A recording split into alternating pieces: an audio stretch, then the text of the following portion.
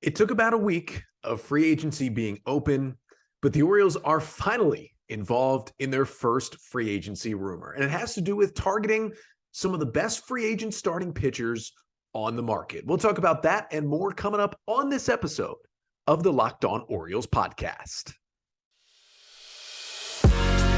You are Locked On Orioles, your daily Baltimore Orioles podcast.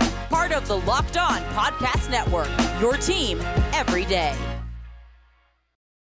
Hey there, Orioles fans. Today is Thursday, November 17th, 2022, and welcome back into the Locked On Orioles podcast, part of the Locked On Podcast Network, your team every day. As always, I'm your host, Connor Newcomb. And coming up on today's episode, we're going to do a little Orioles news and notes pod here on a Thursday. We'll talk about some rumors surrounding the Orioles connected to some of the biggest starting pitching names on the free agent market. We'll talk about how they look at potentially adding a left-handed power bat with Joc Pederson, really probably their top choice, now back in San Francisco. And then we'll take a look ahead to next year's Rule 5 draft protection deadline, as the O's protected 5 players for this year's deadline on Tuesday. But how about an early look at the players who will be available and who need to be protected this time next year, and what the likelihood of that group looking like at that time. But that's all coming up on this episode of the Locked On Orioles podcast. But before we get there, just want to thank you for making Locked On Orioles your first podcast listen of the day. We're free and available on all podcast listening platforms. If you could leave a 5-star rating and a review wherever you listen to this pod, that would really help out a lot. And of course, make sure to like, comment, and subscribe right here on the Locked On Orioles YouTube channel. Really helps out the pod. We continue 5 days a week throughout the offseason here into December, covering all of the Orioles hot stove news.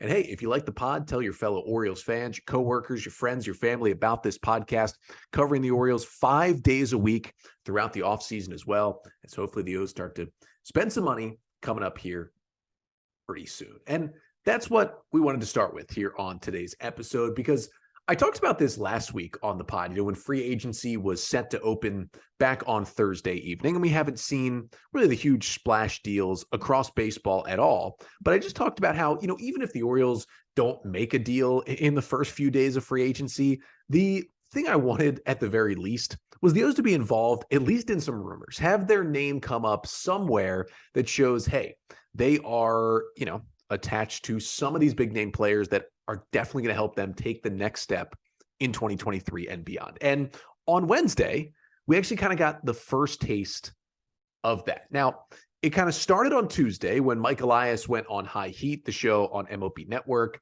and said that the Orioles were working the phones and that there were a lot of players out there who they were interested in, especially the veteran guys. And you like to hear that the Orioles are all over it.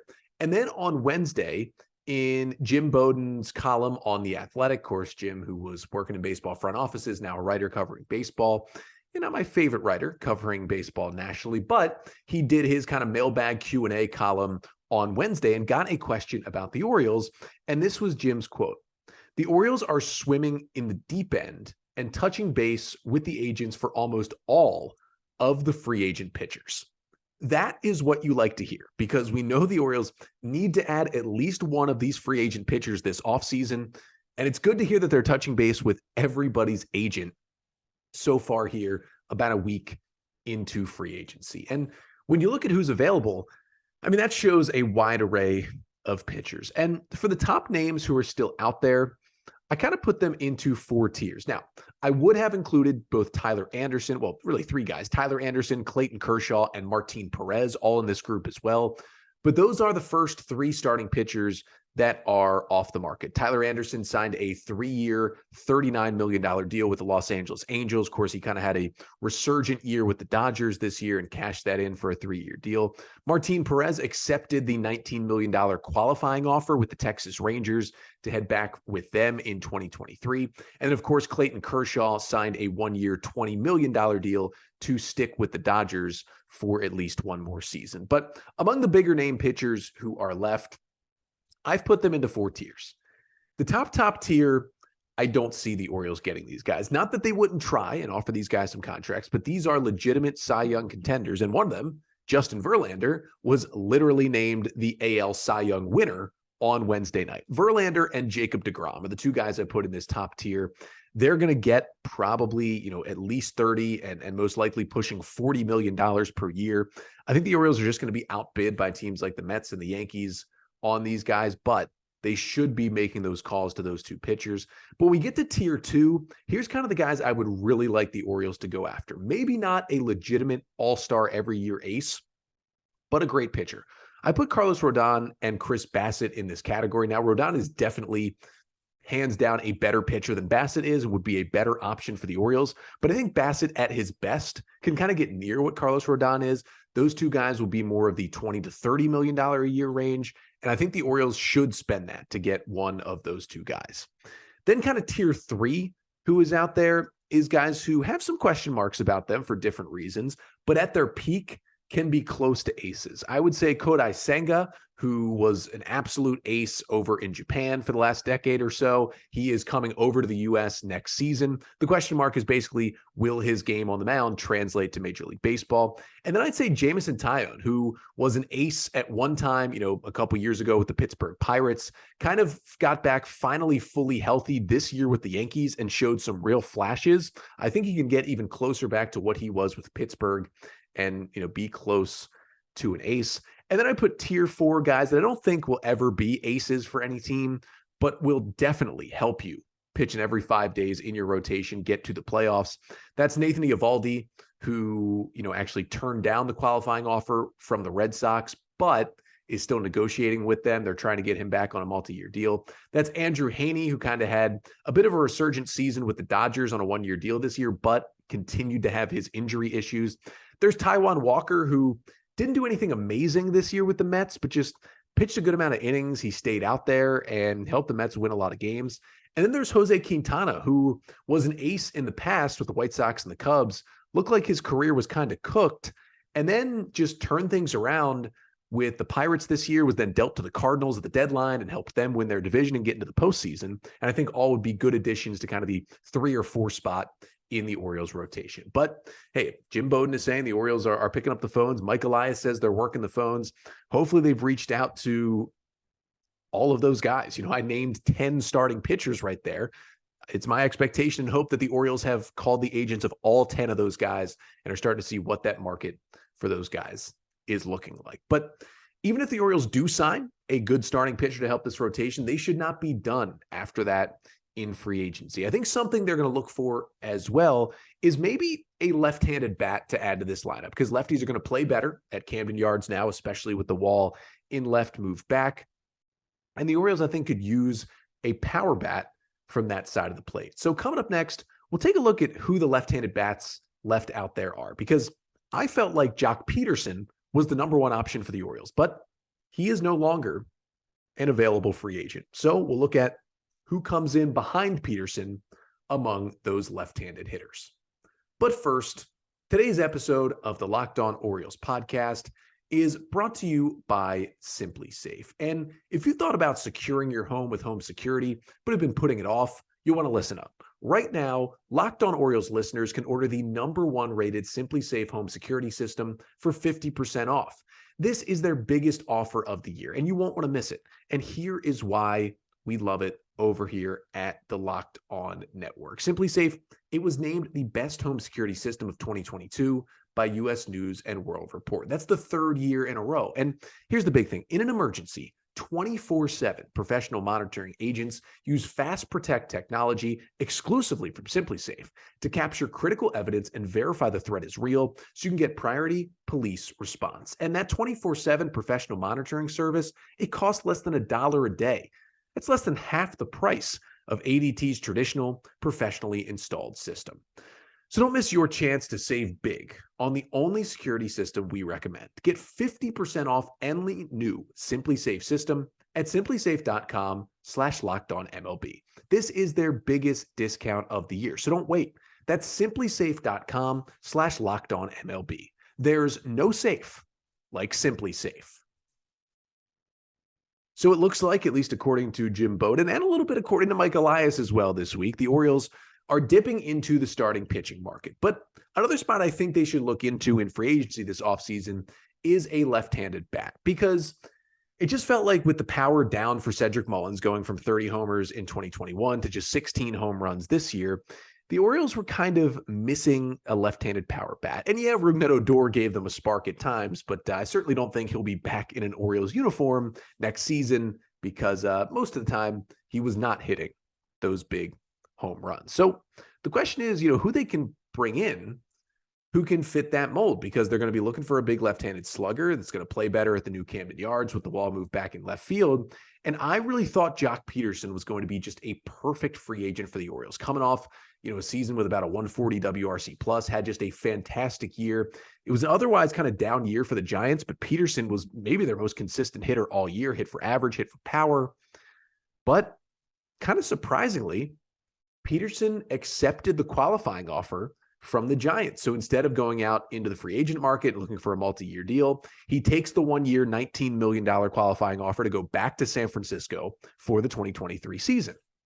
So with Pederson off the board, I thought among left-handed bats, he was the number one option for the Orioles.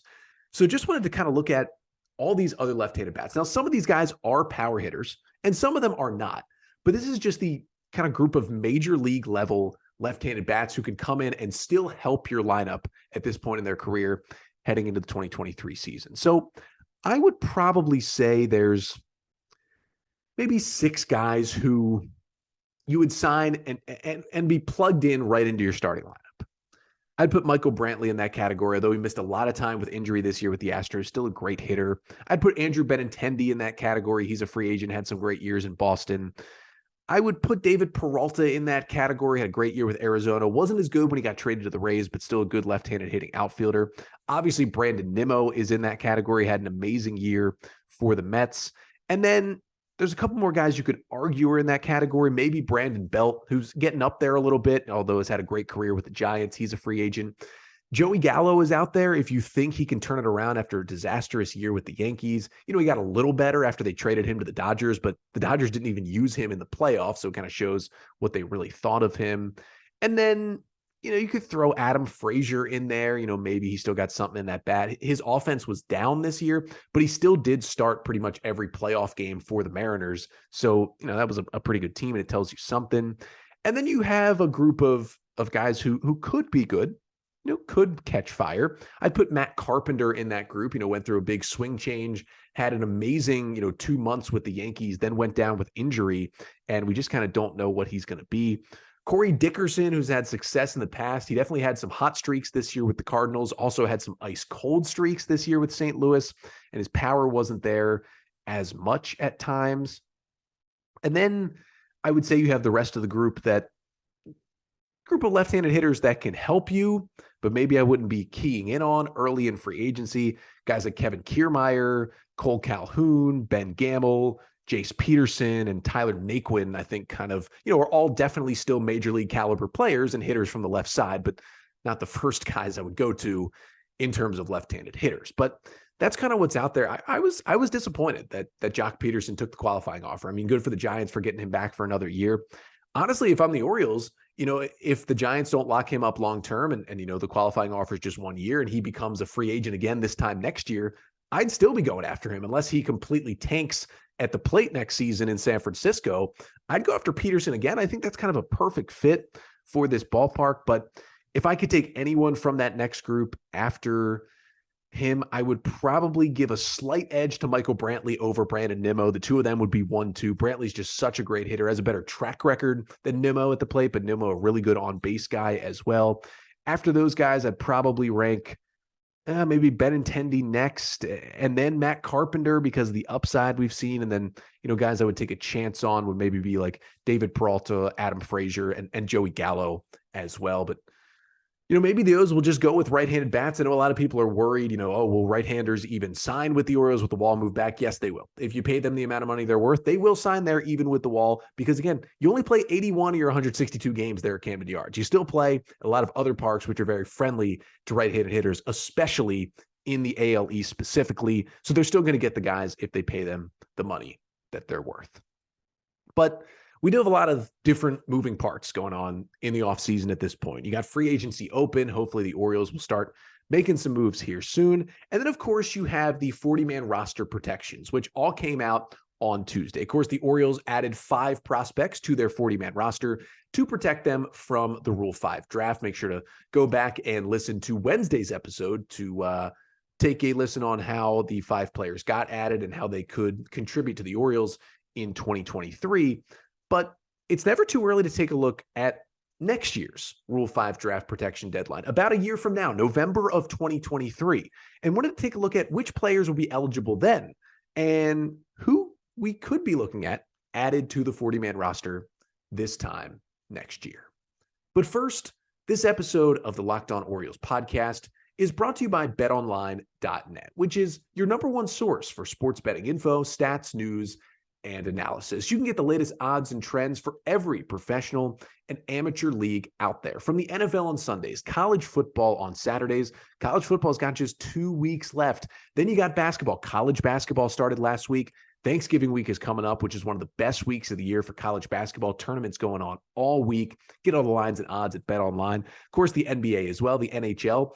And then we got some big soccer coming up because we are just a few days away from the start of the 2022 World Cup. You can get the lines on every match at betonline.net. And if you love sports podcasts, which I hope you at least love this one, you can find podcasts like this over at BetOnline as well. They're the fastest and easiest way to get your betting fix. So head to the website today or use your mobile device to learn more. That's BetOnline, where the game starts.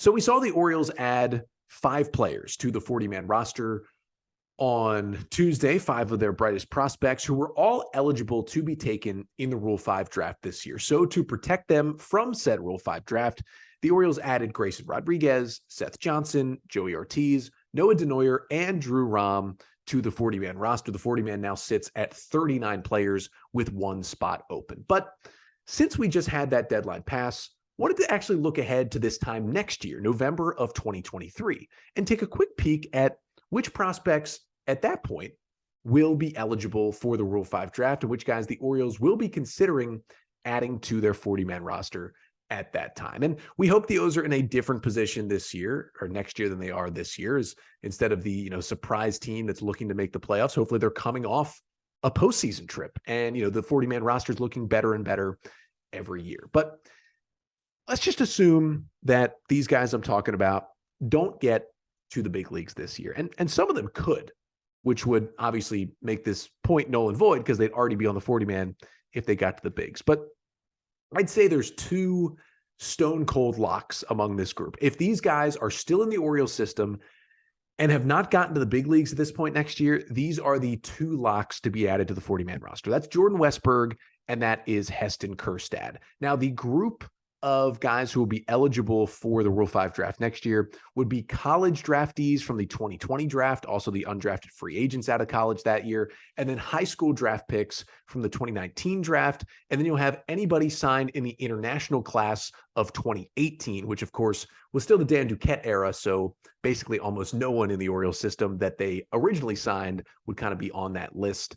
And there'd be some guys who, they traded for that would be, but not any super notable names. But again, I think we all expect Jordan Westburg to either make it to the big leagues with the Orioles this season or be traded for a major league starting pitcher by the time we get to this point next year. So I don't think they'll be adding Jordan Westburg to the 40-man roster this time next year because he'll either already be on it or he'll be in another organization.